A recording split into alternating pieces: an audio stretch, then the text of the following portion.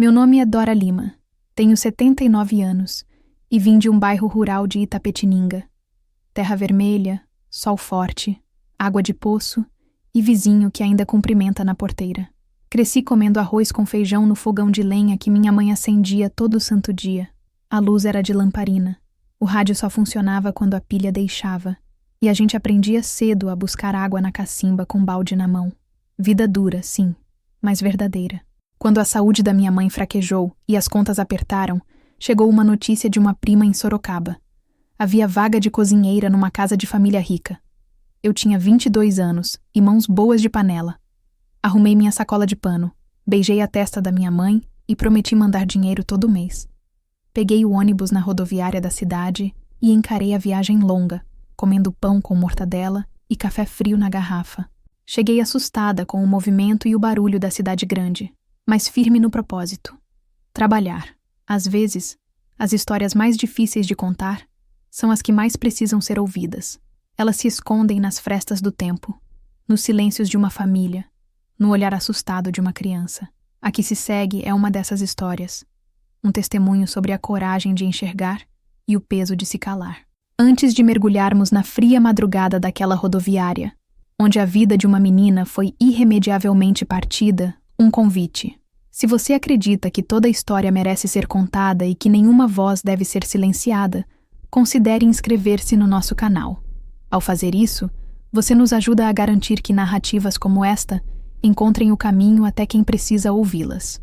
Agora, voltemos àquele banco de metal gelado, o palco de um abandono disfarçado de viagem. O ar da madrugada de Sorocaba era cortante, fino como uma lâmina de vidro. Tinha o cheiro acre de diesel, de café requentado e do desespero silencioso que paira sobre as rodoviárias antes do sol nascer. Sentada num banco de metal frio que lhe roubava o calor do corpo, Luísa, de 10 anos, encolhia-se dentro do seu casaco cor-de-rosa, agora um tom pálido e doentio sob a luz amarelada e vacilante dos postes. Seus pés, calçados com sapatilhas brancas de verniz, não alcançavam o chão sujo de cimento. Balançavam num ritmo lento, quase imperceptível, uma tentativa infantil de aquietar o tremor que vinha de dentro. Seus pais estavam de pé, a poucos metros de distância. Dr. Álvaro Almeida, seu pai, era uma figura imponente, mesmo no seu sobretudo escuro. O rosto, que nos jornais locais sempre estampava um sorriso confiante de advogado e político promissor, estava agora fechado numa máscara de impaciência e frieza. Ele olhava para o relógio de pulso, depois para a escuridão da plataforma onde os ônibus roncavam como bestas adormecidas. Ao seu lado, Sílvia, sua mãe, era a imagem da elegância nervosa.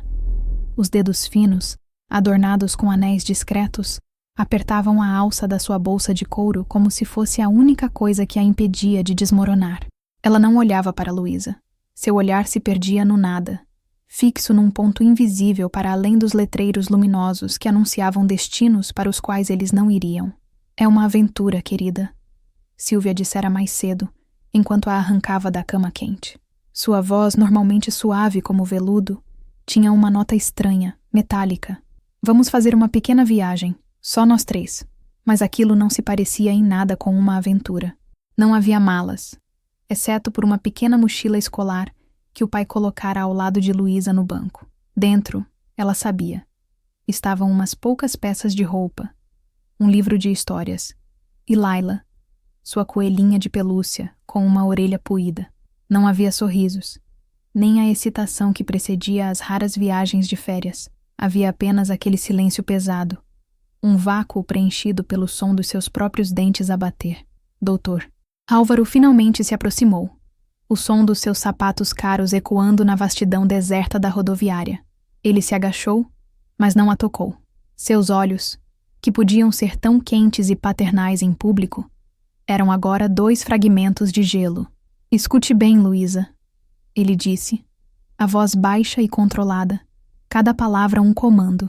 Você vai ficar aqui quietinha. Um ônibus vai chegar. Uma senhora, uma tia sua que você não conhece, vai descer e te procurar. O nome dela é Marta. Ela vai saber quem você é. Você vai com ela e vai se comportar. Entendeu? Luísa assentiu. O movimento da cabeça quase robótico. Não existia tia Marta. Ela sabia disso com a certeza instintiva que as crianças têm para a mentira. O medo, que era um companheiro constante na sua vida, transformou-se em algo maior, um pânico gelado que subia pela sua garganta.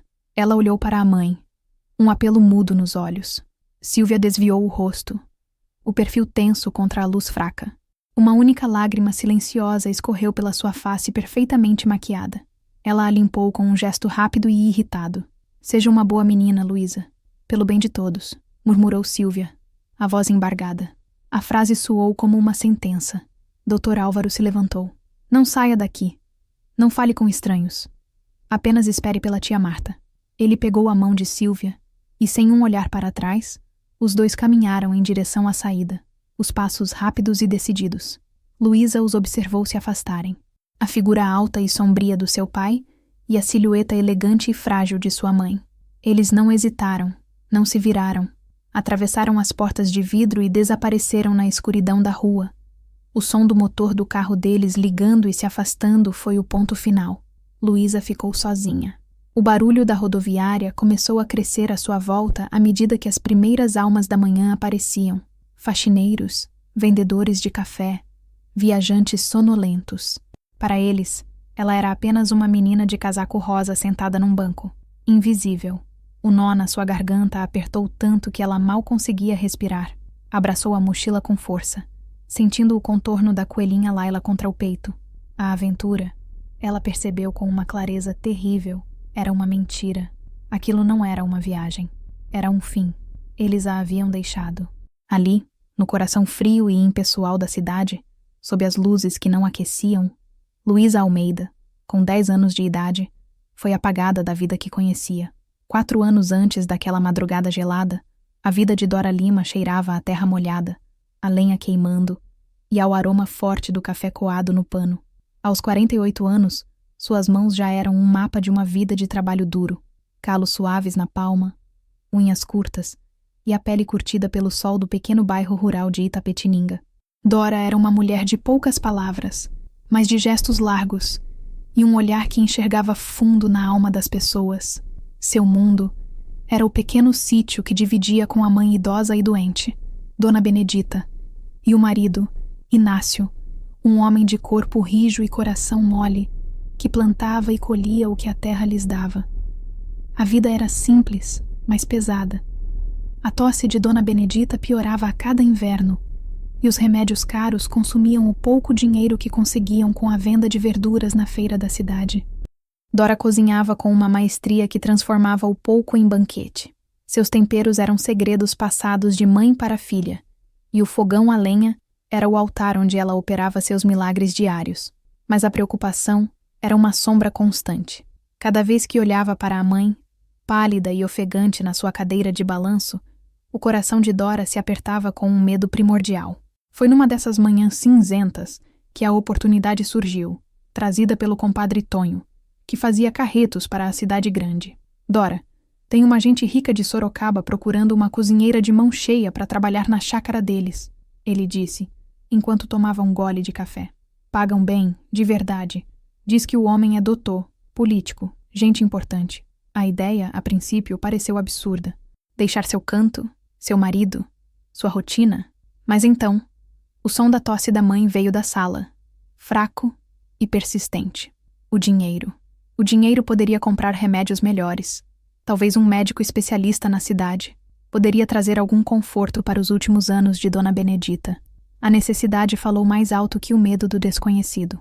Uma semana depois, Inácio a levou na sua velha caminhonete até a entrada da chácara dos Manacás. Dora desceu, ajeitando o vestido florido e segurando a bolsa de palha com as mãos suadas. O lugar era de uma beleza que a deixou sem fôlego. Um portão de ferro forjado se abria para uma alameda ladeada por árvores imponentes.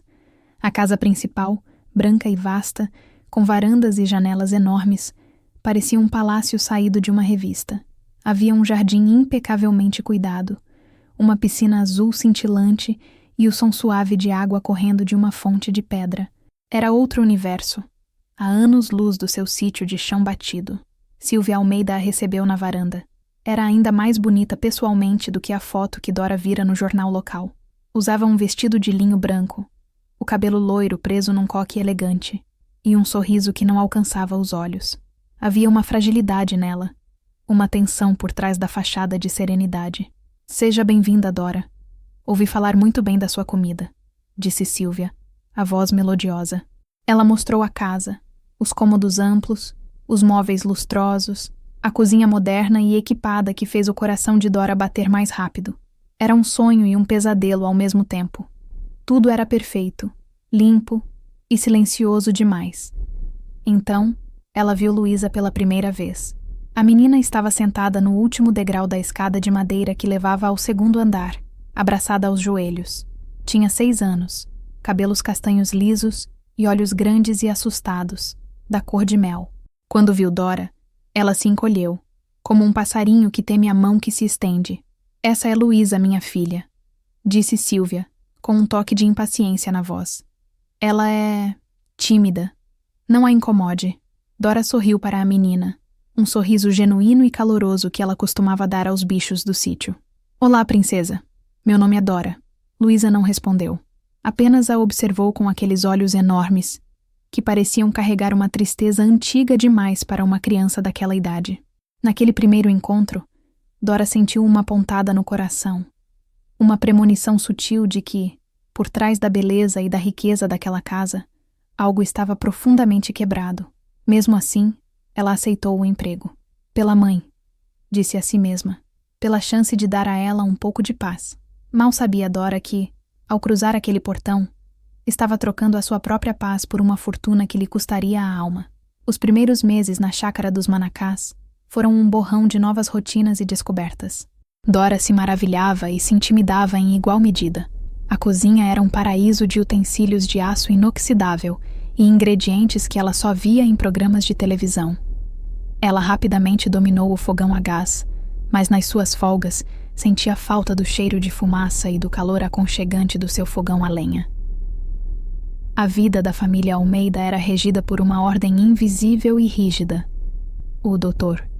Álvaro saía cedo, impecavelmente vestido em seus ternos caros, e voltava tarde, trazendo consigo o peso do mundo exterior. Em casa, ele era a autoridade inquestionável.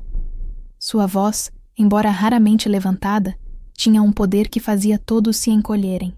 Quando ele estava presente, o ar parecia mais denso. Ele era amável com Dora. Elogiava sua comida com a cortesia de um homem acostumado a ser servido. Mas seus olhos passavam por ela como se ela fosse parte da mobília. Sylvia flutuava pela casa como um fantasma elegante.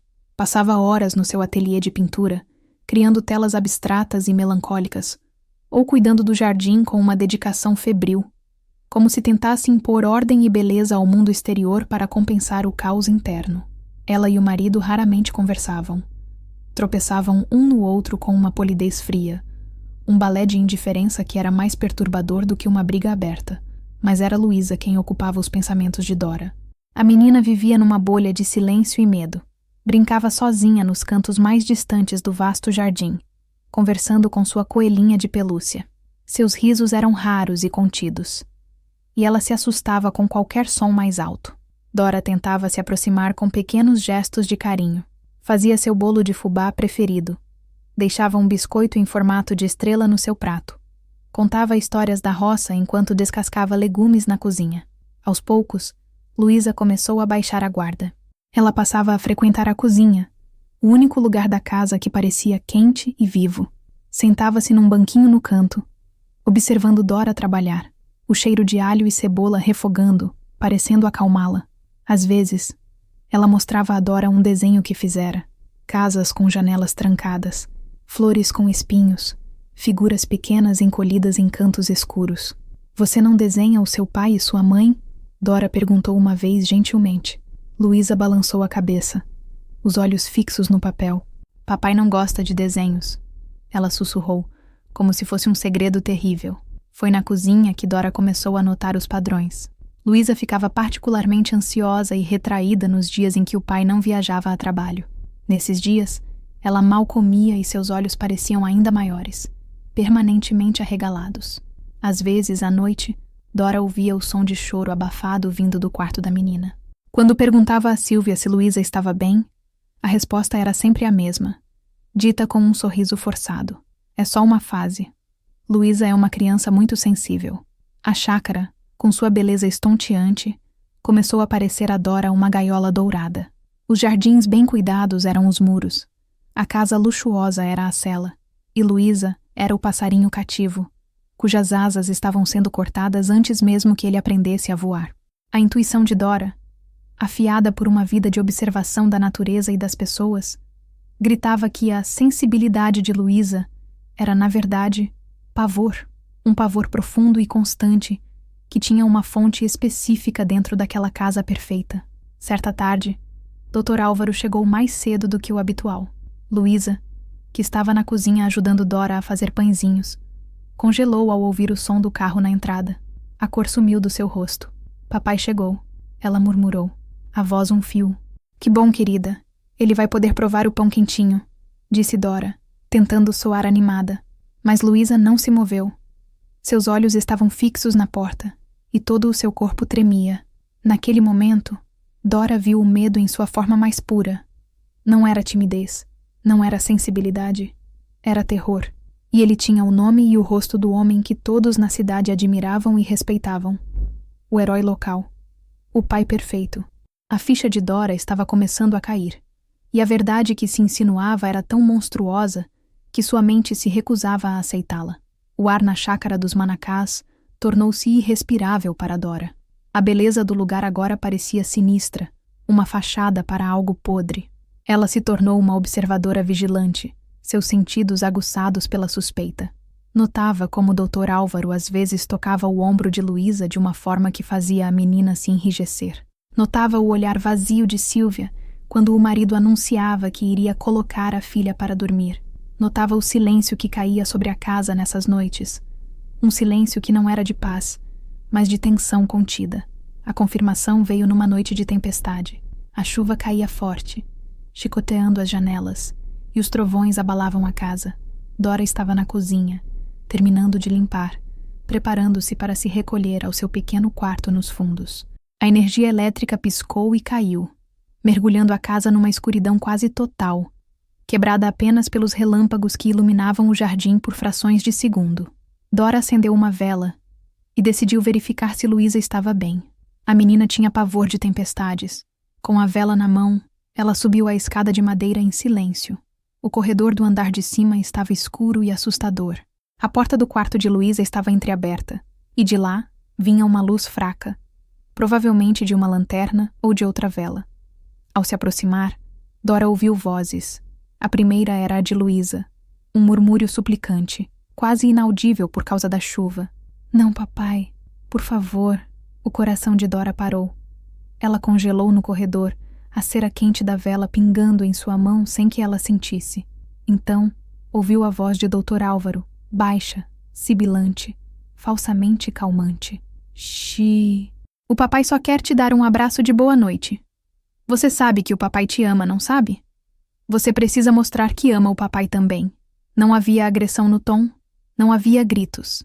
Havia algo pior, uma manipulação perversa, uma autoridade que se impunha sobre a vontade frágil de uma criança. Dora deu um passo à frente, impulsionada por um instinto protetor, e espiou pela fresta da porta. A cena que viu ficaria gravada em sua memória para sempre. Não era uma imagem de violência explícita, mas o horror estava nos detalhes. Dr. Álvaro estava sentado na beira da cama de Luísa. A menina estava encolhida contra a cabeceira, o rosto banhado de lágrimas silenciosas, o corpo tremendo incontrolavelmente. Ele estava acariciando o cabelo dela. Mas seu toque não tinha nada de paternal. Havia uma possessividade, uma intensidade em seu olhar que fez o estômago de Dora revirar. Ele se inclinava sobre ela, seu corpo grande bloqueando a pequena figura da filha. A intimidade forçada da cena, a disparidade de poder, a súplica nos olhos da menina, era inconfundível. Dora recuou, a mão sobre a boca para abafar um soluço. O ar lhe faltou. Ela se encostou na parede do corredor, o corpo fraco, a mente girando. A verdade, em toda a sua feiura, a atingiu como um soco. Não era a imaginação sua, não era a sensibilidade da menina.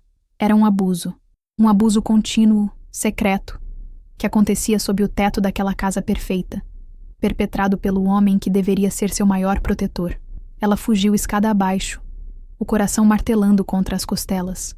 Voltou para a segurança da sua cozinha, apagou a vela e ficou no escuro, tremendo tanto quanto Luísa. O som da tempestade lá fora era um eco da tormenta que se instalara dentro dela. O que ela faria? O que podia fazer? Era a sua palavra. A palavra de uma simples cozinheira do interior, contra a de um dos homens mais poderosos e respeitados de Sorocaba. Um sentimento avassalador de impotência a engolfou. Naquela noite, Dora entendeu que o mal não vinha apenas em formas violentas e barulhentas. Às vezes, ele vinha disfarçado de amor, sussurrado no escuro, atrás de uma porta fechada. E ela, agora, era a única guardiã daquele segredo terrível. No dia seguinte, o sol nasceu radiante, como se zombasse da escuridão da noite anterior. A chácara brilhava sob a luz, as plantas lavadas pela chuva. Mas para Dora, tudo estava coberto por uma pátina de sujeira. Ela não conseguiu dormir. Passou a noite em claro. A cena do quarto de Luísa se repetindo em sua mente. O rosto de Luísa no café da manhã era a prova de que não fora um pesadelo. A menina estava pálida, com olheiras profundas, e mal tocou na comida. Ela evitava o olhar de todos. Uma pequena sombra na mesa farta. Dora sabia que não podia ficar em silêncio. A culpa a consumiria. Sua primeira tentativa foi com Sílvia. Esperou o Dr. Álvaro sair para o escritório e encontrou a patroa no jardim, podando suas rosas com uma precisão cirúrgica. Dona Sílvia, com licença. Precisamos conversar sobre a Luísa, começou Dora, a voz trêmula. Sílvia nem se virou. Continuou a cortar um galho seco. O que tem a Luísa? Está doente? Não, senhora. Não é isso. Ela parece muito assustada. Principalmente com o patrão. Ontem à noite eu... Dora hesitou, buscando as palavras certas. Eu ouvi coisas. Vi coisas. Acho que o Dr. Álvaro... Ele não está sendo bom para ela. A tesoura de poda parou no ar. Lentamente, Sílvia se virou. Seu rosto, normalmente sereno, era uma máscara de gelo.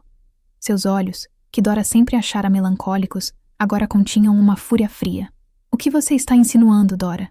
Ela disse, a voz baixa e perigosa. Está acusando meu marido, o pai da minha filha, um homem que lhe deu um emprego, que paga seu salário? Eu só estou preocupada com a menina, insistiu Dora, desesperada. Ela não está bem. A senhora não vê?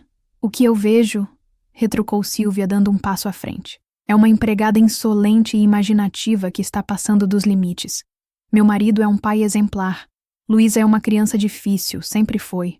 Se você não consegue lidar com isso, a porta da rua é a serventia da casa. Nunca mais toque nesse assunto. Estamos entendidas? O desprezo na voz de Sílvia foi como um tapa. Dora recuou, chocada. Ela esperava a negação, talvez, mas não aquela defesa feroz e calculada. Naquele momento, ela percebeu que Sílvia não era cega. Ela era cúmplice. Ela havia escolhido o status, o conforto, a reputação do marido em detrimento da segurança da própria filha. Aquele muro era intransponível. Desolada, mas não derrotada, Dora pensou em outra alternativa. Havia o padre Renato, o pároco da igreja que a família Almeida frequentava e para a qual fazia doações generosas. Ele era um homem visto como sábio e justo. Em sua folga, Dora caminhou até a paróquia no centro da cidade. Encontrou o padre em seu escritório, um local austero que cheirava a livros velhos e cera de vela. Com o coração na boca, ela contou tudo o que vira e ouvira, omitindo os nomes a princípio. O padre a ouviu pacientemente, as mãos cruzadas sobre a mesa. Minha filha, essas são acusações muito graves, ele disse quando ela terminou. Eu sei, padre, mas é a verdade. A menina está sofrendo. E de quem estamos falando? Ele perguntou, o tom cauteloso. Dora respirou fundo. Da família do Dr. Álvaro Almeida. O nome pairou no ar. A expressão do padre mudou sutilmente. A paciência em seu rosto deu lugar a uma inquietação. Ele se recostou na cadeira, suspirou. Dora, Dr. Álvaro é um pilar da nossa comunidade. Um benfeitor da igreja. Um homem de família. Às vezes as aparências podem enganar. Talvez você tenha interpretado mal a situação. Eu não interpretei mal o medo nos olhos de uma criança, disse Dora, a voz subindo. Cuidado, minha filha, advertiu o padre, o tom agora paternalista e condescendente. A calúnia é um pecado mortal. A melhor coisa a fazer é rezar. Reze pela família. Reze pela menina. Deus, em sua infinita sabedoria, cuidará de tudo. Não se envolva em assuntos de família que não são da sua conta. Isso pode trazer problemas muito sérios. Para você. Dora se levantou, sentindo um frio na alma. A igreja, o último refúgio que ela imaginara, também lhe fechara as portas. O poder de Dr. Álvaro não estava apenas em seu dinheiro e influência política. Estava entrincheirado nas próprias instituições que deveriam proteger os fracos. Sílvia erguera um muro de negação. O padre erguera um muro de conivência. Dora estava sozinha, gritando num quarto à prova de som. E o silêncio que lhe devolveram era ensurdecedor. A conversa com o padre não apenas falhou em ajudar, como também selou o destino de Dora. De alguma forma, a notícia de sua indiscrição chegou aos ouvidos de Dr. Álvaro. Talvez o padre, num ato de lealdade equivocada, o tenha alertado. Dora não soube dizer. O que ela soube foi que, na noite seguinte, quando terminava seu trabalho na cozinha, Dr. Álvaro entrou. Ele não estava com raiva. Estava calmo, o que era infinitamente mais aterrorizante. Ele fechou a porta suavemente atrás de si. Dora, sente-se, por favor. Precisamos conversar. Dora obedeceu, as pernas bambas. Sentou-se na pequena mesa onde costumava comer, as mãos entrelaçadas no colo para esconder o tremor. Dr. Álvaro sentou-se à sua frente. Ele não a acusou. Em vez disso, começou a falar sobre a vida dela. Fiquei sabendo que sua mãe, Benedita, não está bem. Ouvi dizer que o tratamento é caro e que o posto de saúde em Itapetininga não tem muitos recursos. O sangue de Dora gelou. Ele sabia. Ele tinha se informado sobre ela, sobre sua família, sobre sua vulnerabilidade. É uma pena que uma mulher trabalhadora como você tenha que passar por esse tipo de preocupação.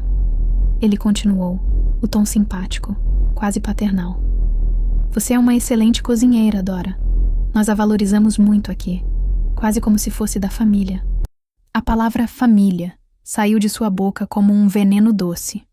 Ele tirou um envelope grosso do bolso interno do paletó e o deslizou sobre a mesa. Eu gostaria de ajudar.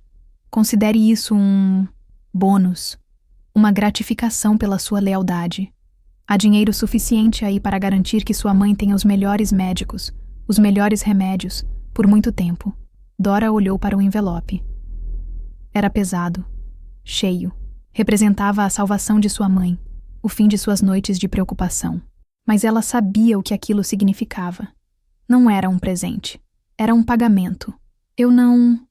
Ela começou, a voz falhando. Pense bem, Dora. Ele a interrompeu. A simpatia desaparecendo de sua voz, substituída por um fio de aço. Minha família preza pela discrição. Temos uma reputação a manter. Falsas acusações, fantasias, podem destruir vidas. E eu sou um homem que protege a minha família a qualquer custo. A ameaça não era física, mas estava implícita em cada sílaba. Ele a destruiria, sua reputação, seu emprego, talvez até mais, se ela não aceitasse o acordo. Dora olhou para o rosto dele, para o sorriso polido que não escondia a crueldade por trás dos olhos, e pensou na sua mãe, frágil e doente. Pensou em sua própria impotência, nas portas que se fecharam na sua cara. Era a vida de sua mãe contra uma batalha que ela já sabia ter perdido. Com a mão trêmula, ela pegou o envelope. O papel parecia queimar sua pele. Obrigada, patrão, ela sussurrou. E o gosto daquelas palavras era de cinzas em sua boca. Eu sabia que você era uma mulher inteligente, disse ele levantando-se. Continue fazendo seu excelente trabalho e esqueça essas tolices, pelo bem de todos. Ele saiu, deixando-a sozinha com o preço da sua alma sobre a mesa. Nos dias que se seguiram, a vida na chácara se tornou um inferno silencioso. Luísa, que devia ter percebido a derrota de sua única aliada, tentou uma última e desesperada forma de comunicação. Ela começou a deixar pequenos bilhetes para Dora encontrar, dobrados dentro de um pano de prato, escondidos sob uma fruteira. Eram desenhos ou frases curtas, escritas com a caligrafia trêmula de uma criança. Me ajuda, dizia um. Eu tenho medo do escuro, dizia outro. Dora guardava os bilhetes, o coração se partindo em 1000 pedaços a cada um que encontrava. Mas o que ela poderia fazer? Estava acorrentada pelo dinheiro que aceitara, silenciada pela chantagem. Sua traição não era apenas a Luísa, era a si mesma. A descoberta dos bilhetes foi o estopim. Sylvia os encontrou enquanto arrumava o quarto de Dora, numa clara invasão de privacidade. O pânico se instalou no casal. A criança era uma bomba relógio, uma testemunha que não podiam mais controlar. O risco de um escândalo era grande demais.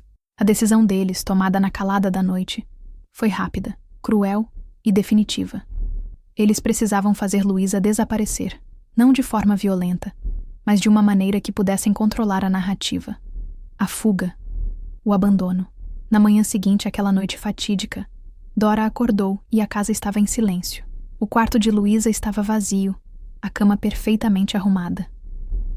Luísa fugiu, anunciou Sylvia na mesa do café, o rosto contorcido numa atuação de mãe desesperada. Meu Deus, a minha filha fugiu. Dora soube, com uma certeza que a deixou doente, que era mentira.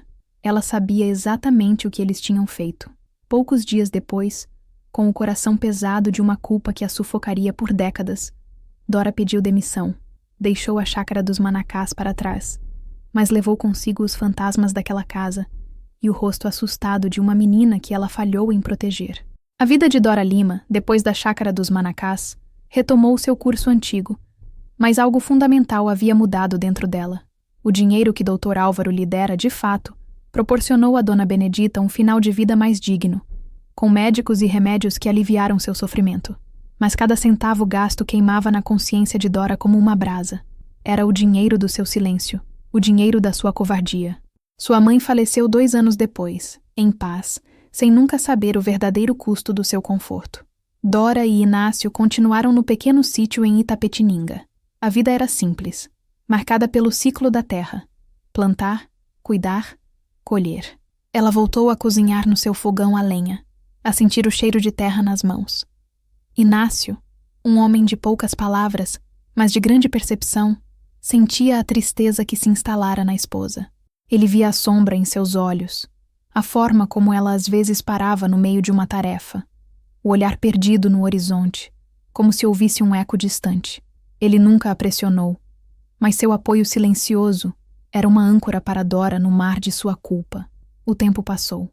As rugas se aprofundaram no rosto de Dora. Seus cabelos ficaram brancos como algodão. Suas mãos se tornaram mais nodosa. Inácio adoeceu e partiu, deixando-a sozinha no sítio, com suas galinhas, sua horta e suas memórias. A história da família Almeida tornou-se um sussurro distante. Dora ouvia fragmentos de notícias através de parentes ou do rádio. Soube que Dr. Álvaro continuou sua ascensão na política regional, sua imagem de homem de família íntegro jamais arranhada. A história oficial era que a filha, uma menina perturbada, fugira de casa e nunca mais fora encontrada. Uma tragédia familiar que, paradoxalmente, gerou simpatia pública por eles. Para Dora, cada menção ao nome Almeida era uma punhalada. Em noites insones, ela se perguntava o que teria acontecido com Luísa. Teria ela sobrevivido? Estaria segura? Teria encontrado alguém que a amasse? A imagem da menina de 10 anos, encolhida no banco da rodoviária, assombrava seus sonhos. A culpa não diminuiu com os anos, apenas se assentou, tornando-se uma parte permanente de quem ela era, uma dor crônica na alma. Ela guardou os bilhetes de Luísa numa pequena caixa de madeira, junto com uma foto desbotada de sua mãe. Eram a prova material de seu fracasso, relíquias de uma promessa que não cumpriu. Ela nunca contou a ninguém a história completa, nem mesmo a Inácio. Era um fardo pesado demais para ser compartilhado. Enquanto isso, a vida de Luísa tomava um rumo que Dora não poderia imaginar. Resgatada por um guarda noturno na rodoviária naquela manhã, ela foi levada ao conselho tutelar. Confusa, traumatizada e incapaz de articular o que havia acontecido, ela foi considerada uma criança abandonada. Sem a tia Marta para buscá-la, e com os pais encenando uma busca desesperada por sua filha fugitiva, o sistema fez o que pôde. Luísa passou por abrigos, por uma família acolhedora que lhe deu estabilidade e carinho, mas as cicatrizes de seu passado eram profundas. Ela cresceu uma jovem inteligente e introspectiva, com uma paixão feroz pela leitura e pela escrita. As palavras se tornaram seu refúgio, a única forma de organizar o caos dentro de si. Ela se formou em jornalismo, movida por um desejo profundo de dar voz aos silenciados. A memória de seus primeiros 10 anos era um quebra-cabeça de fragmentos dolorosos, mas uma imagem se mantinha clara em sua mente. O rosto gentil e preocupado da cozinheira, Dora. A única pessoa naquela casa que a tinha enxergado de verdade. A única que ela sentia, sabia. Por anos, Luísa carregou não apenas a dor do abuso e do abandono, mas também a pergunta: por que Dora não a ajudou? A resposta ela entenderia muito mais tarde. Era tão complexa quanto a própria dor. Aos 79 anos, Dora era uma senhora miúda e encurvada, mas com a mesma força no olhar. Sua vida era uma rotina tranquila, ditada pelo nascer e pelo pôr do sol. Numa tarde de outono, enquanto limpava a poeira da pequena estante da sala, seu olhar caiu sobre um jornal antigo que forrava uma gaveta. A foto era de Dr. Álvaro Almeida, agora um político de cabelos grisalhos, inaugurando alguma obra pública. Dora sentiu a bile subir à garganta e estava prestes a amassar o papel quando algo na página ao lado chamou sua atenção. Era uma pequena nota na seção de cultura, anunciando o lançamento de um livro em Sorocaba. O título era A Casa Sem Janelas. A autora, Luísa Almeida. Dora sentou-se na cadeira de balanço, o jornal tremendo em suas mãos. O nome. A foto da autora na pequena coluna mostrava uma mulher de 30 e poucos anos, de rosto sério, com os mesmos olhos cor-de-mel que Dora jamais esquecera. Estavam mais velhos, marcados pela dor, mas também por uma determinação inabalável. O coração de Dora começou a bater descompassado.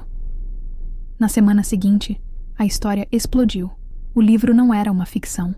Era um relato autobiográfico, uma denúncia corajosa e detalhada de sua infância. Luísa narrava com uma prosa precisa e dolorosa a vida na gaiola dourada, o medo constante, o abuso velado, a cumplicidade da mãe e, finalmente, o abandono na rodoviária. Ela não poupou detalhes sobre a fachada de perfeição da família e a forma como o poder e a influência de seu pai silenciaram todos ao redor. A notícia se espalhou como fogo. Programas de televisão a entrevistavam, jornais estampavam sua história. O escândalo abalou os alicerces da alta sociedade de Sorocaba e a carreira política de Dr. Álvaro começou a ruir. Ele negava tudo veementemente, chamando a filha de desequilibrada e o livro de ficção oportunista. Sílvia se manteve ao lado do marido, uma figura patética defendendo o indefensável. Dora acompanhava tudo pela pequena TV de tubo em sua sala. Cada palavra de Luísa na tela era uma faca em seu peito. Ela via a menina assustada que conhecera transformada numa mulher de uma força extraordinária. E, numa das entrevistas, Luísa disse algo que fez Dora perder o fôlego. A repórter perguntou: "Ninguém nunca percebeu nada? Ninguém tentou te ajudar?" Luísa fez uma pausa, os olhos fixos na câmera. "Houve uma pessoa", ela disse, a voz embargando por um instante. "A cozinheira que trabalhava conosco. O nome dela era Dora. Eu era muito pequena, mas eu me lembro dos olhos dela. Eram os únicos olhos naquela casa que me viam de verdade. Eu não sei o que aconteceu com ela, mas por muito tempo eu a culpei por seu silêncio. Hoje eu entendo. Ela também era uma prisioneira naquela casa, de uma forma diferente. Ela não tinha poder, mas ela me viu, e só o fato de ter sido vista já significava tudo." As lágrimas que Dora segurara por quase 30 anos finalmente vieram. Um soluço rasgou seu peito, uma mistura de dor, alívio e uma vergonha avassaladora. Luísa não a odiava. Luísa a entendia. O passado, que Dora tentara enterrar sob décadas de trabalho e silêncio, não estava morto. Estava vivo, falando em rede nacional, exigindo ser ouvido. E Dora soube, com uma certeza absoluta, o que precisava fazer. Ela não podia mais se esconder. Ela devia a Luísa e a si mesma o fim daquele silêncio. Ela iria até Sorocaba. Ela precisava ficar cara a cara com a mulher que Luísa se tornara. A viagem de Itapetininga a Sorocaba pareceu a mais longa da vida de Dora. O ônibus balançava na estrada, e a cada quilômetro, o coração da velha senhora batia com mais força. Ela vestia seu melhor vestido, um floral discreto, e segurava a bolsa com as mãos suadas. Dentro da bolsa, enrolados num lenço, estavam os pequenos bilhetes amarelados pelo tempo. O lançamento do livro estava acontecendo numa grande livraria no centro da cidade. O lugar estava lotado. Jornalistas, curiosos, apoiadores. Dora, com sua figura pequena e envelhecida, sentiu-se invisível no meio da multidão. Lá na frente, sentada a uma mesa, estava Luísa. Era exatamente como na televisão. Elegante, articulada, forte.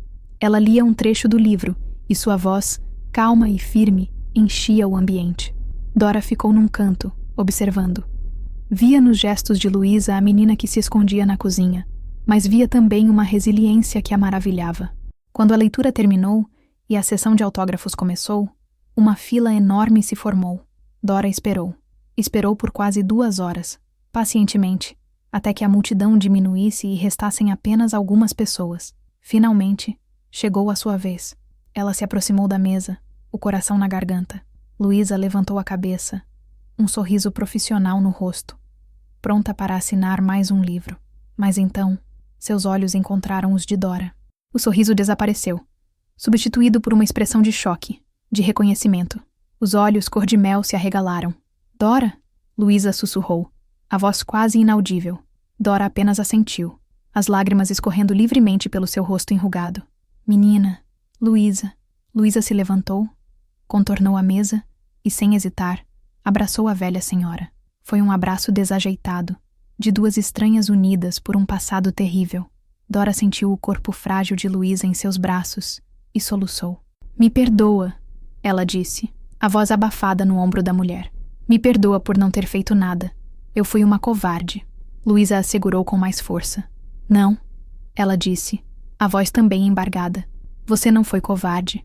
Você teve medo. Eu entendo agora. Eu entendo o poder que ele tinha sobre todos. Elas se afastaram, mas Luísa continuou segurando as mãos de Dora. Eram as mesmas mãos que um dia lhe ofereceram um bolo quente, as mesmas mãos que ela sonhara que a salvariam. Dora abriu a bolsa e tirou o pequeno embrulho. Desdobrou o lenço e mostrou a Luísa os bilhetes. Eu guardei, disse ela. Eu nunca joguei fora. Eu li cada um deles, todos os dias, por todos esses anos. Ao ver sua caligrafia infantil, os pedidos de socorro desesperados, Luísa desabou. As lágrimas que ela segurara com tanta força durante toda a sua jornada pública finalmente vieram. Ali, no meio da livraria, a escritora forte e a cozinheira culpada choraram juntas. Não eram lágrimas de tristeza, mas de libertação. Você me viu, Dora, disse Luísa entre soluços. Naquela casa de cegos, você foi a única que me viu. Eu vi, confirmou Dora, apertando as mãos dela. E eu nunca te esqueci, nem por um dia. Naquele momento, o ciclo de culpa e ressentimento se quebrou. Não havia necessidade de longas explicações. O perdão estava ali, no toque, no olhar, na compreensão mútua de 2 sobreviventes da mesma tirania. A justiça que os tribunais talvez nunca dessem, elas encontraram uma na outra. A menina assustada finalmente recebeu a resposta que esperou por uma vida inteira. E a velha senhora, finalmente, começou a se perdoar.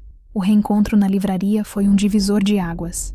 A presença de Dora, a cozinheira mencionada no livro, confirmou a veracidade da história de Luísa de uma forma que nenhum documento poderia. A imprensa, farejando um novo ângulo, tentou entrevistar Dora, mas ela se recusou. A história é da Luísa, dizia ela, com uma simplicidade firme. Eu só estava lá para dizer a ela que eu me lembrava. Legalmente, os crimes de Dr. Álvaro haviam prescrito. Ele nunca enfrentaria um tribunal pela infância que roubou de sua filha. Mas a punição veio de outra forma. Sua carreira política desmoronou.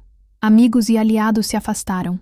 Ele e Silvia se tornaram párias sociais, aprisionados na sua chácara luxuosa, que agora era vista por todos como o cenário de um horror. A Casa Sem Janelas tornou-se seu apelido na cidade. A verdade, uma vez liberta, era uma força impossível de conter. Dora voltou para seu sítio em Itapetininga, mas não era mais a mesma. Um peso imenso fora tirado de seus ombros. A sombra da culpa que a acompanhara por 30 anos havia se dissipado, substituída por uma paz serena. Ela e Luísa mantiveram contato. Luísa ligava toda semana, e às vezes viajava até o sítio para passar a tarde com Dora. Sentavam-se na varanda, tomando café, conversando sobre coisas simples. O tempo, as plantas, as receitas. Não falavam muito sobre o passado, Não precisavam. A conexão entre elas estava selada na compreensão silenciosa do que haviam superado.